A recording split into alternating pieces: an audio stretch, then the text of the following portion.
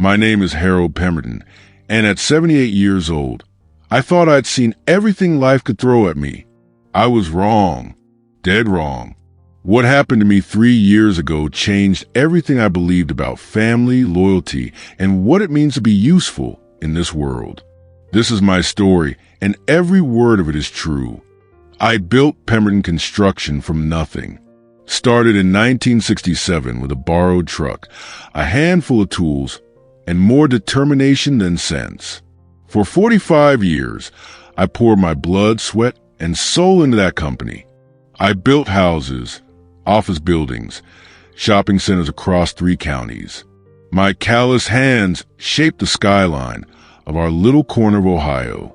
The business grew, and I brought my son Michael in as a partner when he graduated college in '92. I thought I was setting him up for life, giving him something solid to build on. Michael was always the smart one, got his MBA, understood computers and spreadsheets better than I ever would. But he never understood the weight of a hammer or the satisfaction of seeing a foundation you poured still standing strong after 20 years. Still, he was my boy, and I trusted him completely. That was my first mistake. The second mistake was not seeing the signs. Michael started making decisions without consulting me around 2015. Nothing major at first. Switching suppliers, changing our insurance, updating our contracts. He said it was modernization, that I needed to trust him to bring the business into the 21st century. His wife, Jennifer, backed him up, always with that condescending smile, patting my shoulder like I was some confused child. "Dad, you've done amazing things, but times have changed," Michael would say. "You need to let the younger generation handle things now." I should have paid more attention to the books. Should have questioned why Michael was so eager to take over the financial side completely. But I was tired, I'll admit it. 5 decades of 12-hour days, weekend work, and the stress of running a business had worn me down. When my wife Eleanor died in 2018, something broke inside me. The fight went out of me for a while, and I let Michael take more control. That's when things started falling apart. It began with small comments from Michael and Jennifer during family dinners. Little jabs about my memory, my age, my outdated way of doing things. "Dad forgot to lock the office again," Michael would tell Jennifer, loud enough for me to hear. "I'm worried about him driving that big truck," Jennifer would whisper, not really trying to hide it. Then came the incident at the Riverside Mall project. I'd been overseeing construction there for months, and everything was going smoothly. But one morning, I showed up to find the site shut down, yellow tape everywhere, and Michael talking to some city officials. He saw me approaching and actually held up his hand like I was some stranger who didn't belong there. "What's going on here?" I demanded. "Why isn't my crew working?" Michael's face went red, but not from embarrassment, from anger. "Your crew? Dad, you nearly got someone killed yesterday with your suggestions. The safety inspector said our practices were 20 years out of date. I had to shut everything down to fix your mistakes." I stood there, stunned. My practices had kept workers safe for 45 years. I'd never had a serious injury on any of my sites. But when I tried to defend myself, Michael cut me off. "Dad, I think it's time we had a serious conversation about your role in this company." That conversation happened the next week in Michael's lawyer's office. I should have brought my own lawyer, but I still trusted my son. Another mistake. They sat me down and explained that the business was in trouble. According to Michael, my outdated management style and increasing confusion had cost us contracts and put the company at risk. "The solution is simple," Michael said, sliding papers across the mahogany table. "You sign over full control to me, and I'll make sure you're taken care of. You can still come to the office sometimes, in an advisory capacity." I read through those papers 3 times. It wasn't advisory anything. It was a complete buyout. Michael was offering me a fraction of what the company was worth, and I'd have no legal claim to the business I'd built with my bare hands. This is insulting, I said, pushing the papers back. This company is worth 10 times what you're offering. Michael exchanged a look with a lawyer, a thin man with cold eyes who spoke like he was reading from a script. Mr. Pemberton, your son is being very generous. Given your age and recent incidents, this is likely the best offer you'll receive. What incidents? What are you talking about? That's when Michael pulled out a folder. Inside were photos, documents, witness statements, pictures of me looking confused at job sites, reports from workers claiming I'd given contradictory orders, documentation of safety violations that had supposedly occurred under my supervision. Dad, you're not well, Michael said, and for a moment, his voice sounded genuinely sad. Everyone can see it. You forget conversations. You make the same mistakes repeatedly. You get angry and confused when people try to help you. I stare at those papers, my hands shaking, not from age, but from rage. Half of those incidents were taken completely out of context. The other half were outright lies, but they looked official, legitimate. Someone had been building a case against me for months. You did this, I whispered, looking at my son. You set me up. I'm trying to save the company, Dad, and I'm trying to save you from making things worse. I signed the papers. What choice did I have? I could fight it in court, but that would take years and cost more money than I had readily available. Michael controlled the business accounts, and I suddenly realized how isolated I'd become. Most of my old friends had passed away or moved to Florida. My siblings lived across the country. Eleanor was gone. It was just me against a carefully constructed conspiracy. But signing those papers wasn't the worst part. The worst part came 3 months later. I'd been living in my house alone, trying to figure out what to do with the rest of my life. The buyout money was enough to live on, but barely. Michael had been generous, enough to let me keep the house, though I later found out he'd already taken out a reverse mortgage on it without my knowledge. I was essentially renting my own home from the bank. Michael and Jennifer started visiting more frequently, but not out of love. They'd come by and comment on the state of the house, my appearance, my declining condition. Jennifer would walk to my kitchen, making little disapproving noises about dirty dishes or expired food in the refrigerator. Harold, you can't keep living like this, she'd say. It's not safe. What if you fall? What if you have a medical emergency? I wasn't living badly. Sure, I wasn't the tittiest housekeeper since Eleanor died, but I was managing fine. I cooked for myself, kept up with the yard work, paid my bills on time. But every visit from Michael and Jennifer felt like an inspection, an evaluation to see how much ammunition they could gather for their next move. That move came on a rainy Tuesday in November. I was watching television when I heard cars in the driveway. Michael, Jennifer, and 2 other people I didn't recognize came to my door. One was another lawyer. The other was a woman in scrubs who introduced herself as a social services evaluator. Dad, we need to talk, Michael said, but he wasn't asking. They pushed their way into my living room and sat down like they owned the place. The social worker, her name was Mrs. Patterson, started asking me questions. What day was it? Who was the president? Could I remember what I'd eaten for breakfast? Simple questions that felt like traps. Every answer I gave, she wrote something down on her clipboard. Then came the real purpose of the visit. Michael cleared his throat and pulled out yet another set of legal documents. Dad, Jennifer and I have been talking, and we think it's time you move somewhere safer. Somewhere you can get the care you need. I don't need care, I said. I'm fine here. You're not fine, Jennifer said, her voice sharp. Yesterday when I called, you didn't remember our conversation from the day before. Last week, you left the stove on for hours. Your neighbors have complained about the state of your yard. All lies. Damn lies. But Mrs. Patterson was writing everything down like it was gospel truth. Michael leaned forward, and for a moment, I saw something in his eyes that chilled me. It wasn't concern or love, it was impatience. He wanted this done quickly and cleanly. We found a wonderful place for you, Dad. Sunset Manor. It's a full care facility with medical staff, activities, 3 meals a day. You won't have to worry about anything.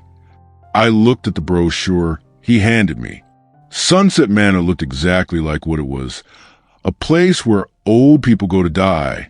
The photos showed elderly residents sitting in wheelchairs, staring blankly at television screens, being spoon-fed by nurses who looked like they'd rather be anywhere else. I'm not going to any nursing home, I said firmly. That's when the lawyer spoke up. Mr. Pemberton, your family has serious concerns about your ability to care for yourself safely. If necessary, we can pursue legal guardianship to ensure your well-being. The threat was clear. Sign yourself involuntarily, or we'll have you declared incompetent and force you in. I looked around the room at these people, my own son among them, who were discussing my life like I wasn't even there. How long have you been planning this? I asked Michael. He had the decency to look uncomfortable. Dad, we just want what's best for you. What's best for me, or what's most convenient for you? Jennifer stood up, smoothing her skirt. Harold, you're being difficult. We're trying to help you. Help me what? Disappear? Get out of your way? Michael's mask slipped for just a moment, and I saw the truth in his expression. This wasn't about my health or safety. This was about my house, my remaining assets, and removing the last obstacle to complete control over everything I built. Mrs. Patterson closed her clipboard and stood up. Mr. Pemberton, I'll be filing my report with the county. You have 48 hours to make arrangements voluntarily, or the state will make them for you. After they left, I sat in my empty house and cried for the first time since Eleanor's funeral. Not from sadness, but from rage. Pure, burning rage at the betrayal, at my own blindness, at the fact that the son I had loved and provided for had orchestrated my destruction with the cold efficiency of a business transaction. But I didn't cry for long. Somewhere in that rage, something else was growing, a determination I hadn't felt in years. They thought I was a useless old man, ready to be discarded like a broken tool. They were about to find out just how wrong they were. I spent those 48 hours planning. I couldn't stop them from putting me in Sunset Manor. They'd rigged the game too well for that. But I could use their expectations against them. They expected a confused, defeated old man who would fade quietly away. Instead, they were going to get a very unpleasant surprise. The day they moved me to Sunset Manor was humiliating beyond anything I'd ever experienced.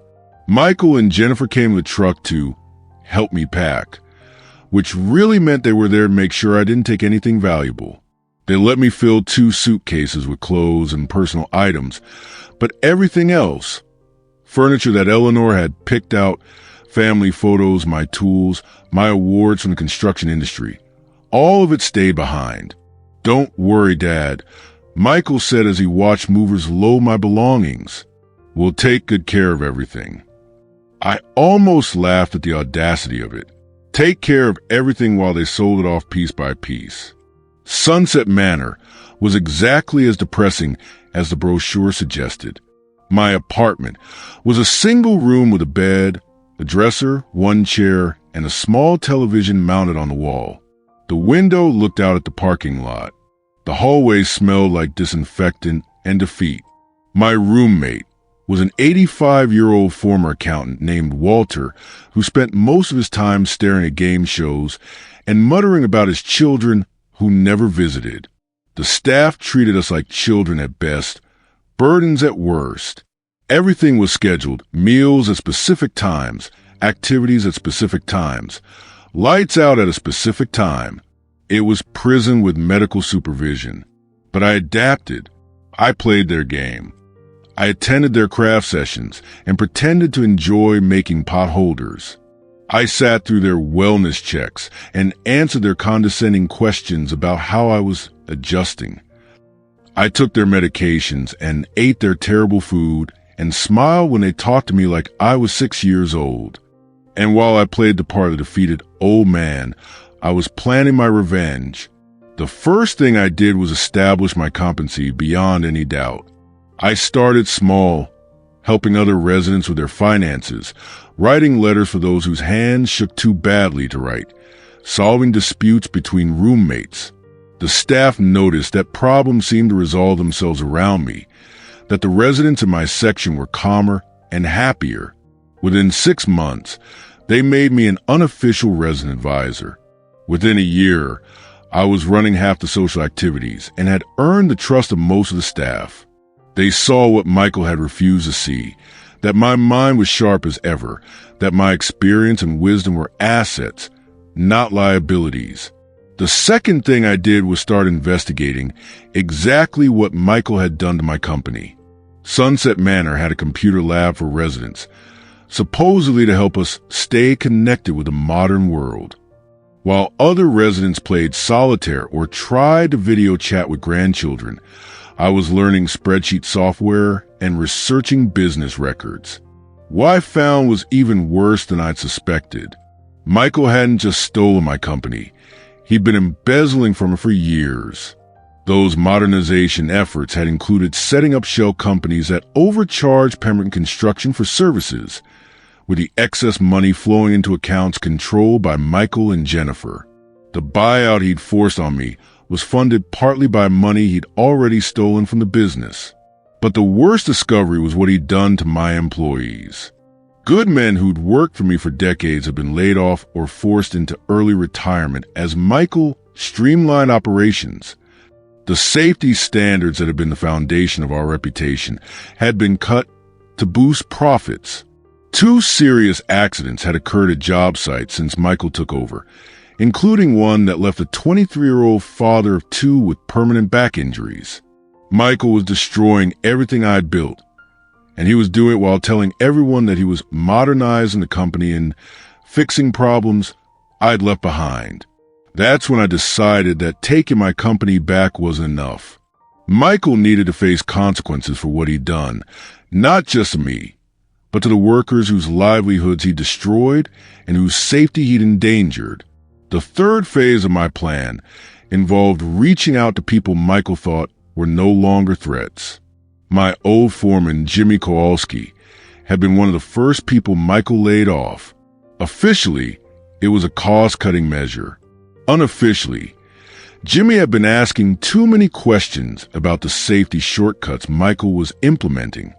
I started small, calling Jimmy from the payphone in Sunset Manor's lobby. "Jimmy, it's Harold. I need to ask you a favor." Jimmy was hesitant at first. He'd heard the official story about my declining mental health. But when I started asking specific questions about safety violations and cost overruns, he realized I was the same sharp boss he'd always known. "Mr. Pemberton, I tried to tell people what was happening, but Michael painted me as a disgruntled employee. No one would listen." "They'll listen now," I told him, "but I need your help to make sure they hear the right story." Over the next 18 months, Jimmy and I built a case that would have made any prosecutor proud. Jimmy had kept copies of safety reports, documentation of corner cutting, records of the accidents that had occurred since Michael took over. Other former employees started reaching out when word spread that I was fighting back. But evidence wasn't enough. I needed leverage, and I needed a platform. That's where Martha Sullivan came in.